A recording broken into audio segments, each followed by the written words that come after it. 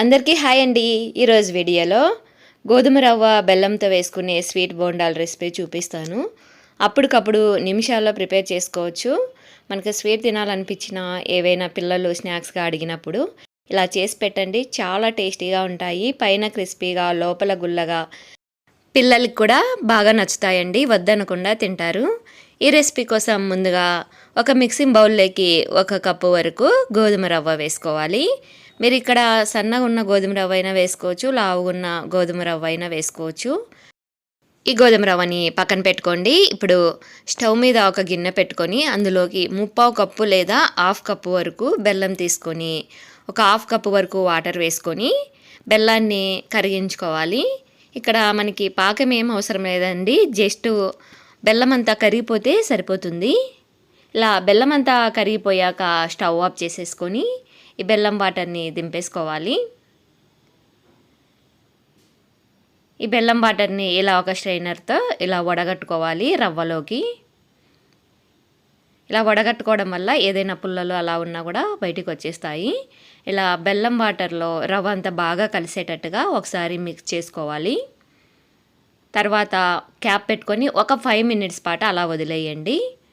ఈ బెల్లం వాటర్లో రవ్వ అంతా బాగా నానిపోయి ఉంటుంది, అలాగే వాటర్ అంతా కూడా అబ్జర్వ్ చేసుకుంది కదా. ఇప్పుడు ఈ రవ్వని మిక్సీ జార్లోకి వేసుకోవాలి.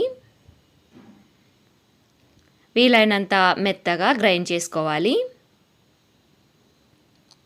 ఇంకా ఎక్స్ట్రా వాటర్ ఏం వేసుకోకండి, వేసుకున్నామంటే లూజ్ అయిపోతుంది.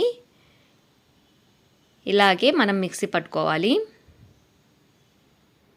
ఇలా మిక్సీ పట్టుకున్న పిండిని ఒక బౌల్లోకి వేసేసుకోండి. చాలా అంటే చాలా సింపుల్గా ప్రిపేర్ చేసుకోవచ్చు అండి. చాలా ఈజీ ప్రాసెస్.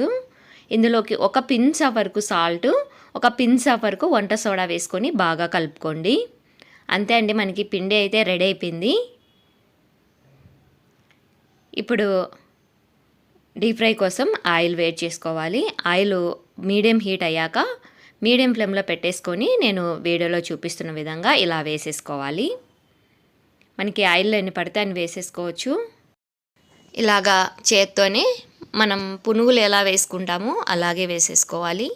లేదంటే గరిటె తీసుకొని డైరెక్ట్గా ఆయిల్లో వేసుకోవచ్చు. అలా వేసుకోవడం వల్ల కొంచెం వెడల్పుగా వస్తాయి. ఎలా వేసుకున్నా కూడా చాలా చక్కగా పొంగుతూ వస్తాయండి. మీకు వంట సోడా వేయడం ఇష్టం లేకపోతే స్కిప్ చేయండి. వంట సోడా వేస్తే ఏంటంటే ఇంకా కొంచెం బాగా పొంగుతాయి. ఇలా బాగా ఎర్రగా వచ్చే వరకు టర్న్ చేసుకుంటూ డీప్ ఫ్రై చేసుకొని తీసేసుకోవడమే. గోధుమ రవ్వ అందరి ఇళ్ళల్లో ఉంటుంది కాబట్టి ఖచ్చితంగా ఇలా ఒకసారి ట్రై చేసి చూడండి, మీకు కూడా బాగా నచ్చుతుంది.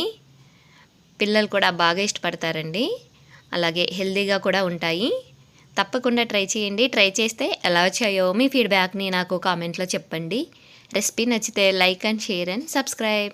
Thanks for watching.